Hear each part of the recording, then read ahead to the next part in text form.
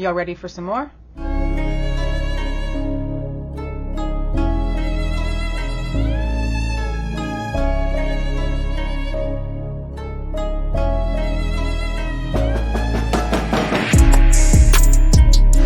Hey guys, this is Jules with True Crime Reactions. For those of you who have been following my channel for a while, you know that I posted yesterday a very detailed timestamp, I guess, storyline of merging all of the timelines together. What we have from traffic cams for the white Elantra, what we have for GPS tracking in the PCA for Bryan Kohberger's cell phone, and the timestamps that are laid out in the PCA from what Dylan apparently told the police. I have combined all three of those together so that we can kind of get a more clear picture about what actually happened that night. Now, the video that I posted yesterday is actually a two-parter, and I ended up putting it that way. I like to keep my videos on this channel a little short and to the point. I really don't like getting on or trying to listen to videos that are over a certain amount of minutes long, because I feel like they're just not going to get to the point and it's going to get on my nerves, kind of like all the rambling that I'm doing right now. I would not stand for this if I was a viewer. So I'm just going to go ahead and say, if you feel like you're not understanding where this video starts, please go and click on my previous video. The link for that will be in the description box. And now I'm going to present to you Past Me. So it hightails it out of the King Road area, going down Taylor, that then turns into Walenta. It is 28 minutes from 4:20 till 4:48 a.m. when Bryan Kohberger's phone comes back on the network near Blaine, Idaho. Then from 4:50 to 5:26, that's a good 45-ish minutes, it is using towers that go along the route that takes the car past Genesee, and then wraps back around and comes back up towards Uniontown. At 5:25, the GPS shows him now coming up through Johnson Avenue into Pullman, which then takes him north on Bishop, closer into Pullman, to where then he crosses under 270 and gets back on Nevada and back on Stadium and goes back into his apartments. You know somewhere that he doesn't go? Jack in the Crack. The way that this lists him going this way from his apartment and either getting on 270, which I don't believe, or taking the way that I think he went, which is going a little bit past 270 and taking those back ways. For him to go to Jack in the Crack first, you have to go north. And he didn't. He didn't. So now we're going to jump a couple of hours, because it shows he gets back to his apartment around 5:30. Now, 3 hours and 33 minutes later at 9 o'clock, we know that he left his apartment again. He gets all the way to King Road, hangs around for 9 or 10 minutes, and then gets back to his apartment in a half hour. This trip itself, without sitting around for 10 minutes, is a 37-minute round trip. He does it and sits around in a half hour. How fast were you going, Bryan? Now, a little over 3 hours after he gets back to his apartment at 9:30 in the morning, we then know that he leaves and drives almost an hour south to Clarkston.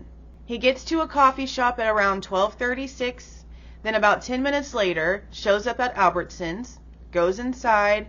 We know that the PCA states he was shopping around and had gloves on while he was doing so. And then around 1:04, he leaves Albertsons. And I find this something behaviorally interesting, because we know that whenever we were seeing that body cam footage and all this stuff got brought up, Bryan makes a snide remark about how shopping's better in Moscow. Well, then why the hell are you going down here to Clarkston all of a sudden, Mr. Bryan?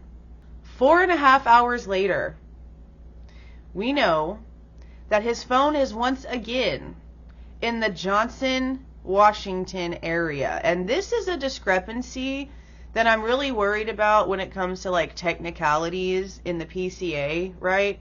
Because for a while now, We've been talking about how the PCA shows Johnson, Idaho, but that's like 2 hours that way out the way. But Johnson, Washington is where at? Where do you want to guess? I'm going to give you a guess. Most of y'all know this by now. It's in the exact same areas that he took in these back-assward ways. Johnson is sort of by Uniontown. That is a behavioral match. That is a directional match. But what we don't know is if he goes home in between leaving Albertsons and Clarkston and then showing up in Johnson. Because technically, he would have to pass through that area to get back to his apartment from Clarkston.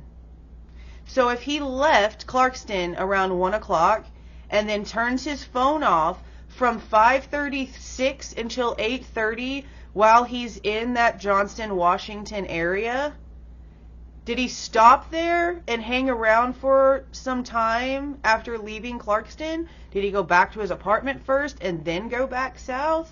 There's a lot missing. There's a lot missing. And there's nothing else after this. It shows the phone, comes back on network at 8:30, and then the PCA jumps straight down to December 27th whenever they took his dad's trash and did all that comparison stuff with the DNA. No Jack in the Box, guys. And I put that in there because the DoorDash order itself has caused such a circus when it comes to this case. And I think the best way to try to get rid of some of the chaos is to try to figure out some of these small details so they can either be marked as pertinent or be marked as irrational and not important and just not be talked about anymore.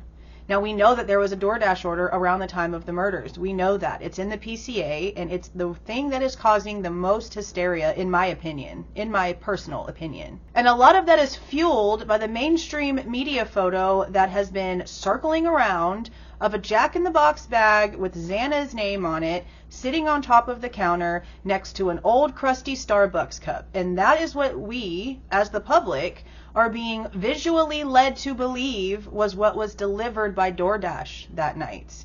But there's no verification that that's even the case. Now, does that mean that these two things, that the murders and the DoorDash, aren't connected? No, it doesn't. It really don't. But I am trying to prove, at least in my theoretical thinking, that he was not the DoorDash driver, that he did not get a DoorDash order, realize who it was, and put his plan into motion just at a snap. Like, because that's what this would be, guys. Unless this was a gift order that he purposely did himself and was watching for the DoorDash driver and followed the DoorDash driver in order to use the DoorDash driver as a distraction, then these two things might not even be connected. And saying that, I'm going to remind you guys, in that huge packet of information that I put together for the search warrants, they did not, at least they haven't listed on the website of search warrants that they have posted for the public to see, any financial records for Bryan Kohberger. All of the banks and all of those things were all done prior to them even having his name listed in the PCA on November the 29th. And for him to have been the person to have ordered a gift order on DoorDash, he would have had to have used his own credit card or a DoorDash gift card that still has a traceable payment method. You have to buy those at Walmart or somewhere online, and there still has to be a receipt created. There still has to be a gift card code created that can be traced to where it was bought from and eventually to who purchased it. We're not seeing any of those things. I think, and I'm not looking at my paper right now, the only thing that could be technically financial of his that they searched after they had his name was Google. And I'm just saying maybe financial because people can use Google Pay and Google Wallet, Google Pay or whatever to like do certain things. And most of the time when you're using an app like DoorDash, you can log in using your Google account that's already hardwired into whatever device you're using. But no financials, which I found interesting.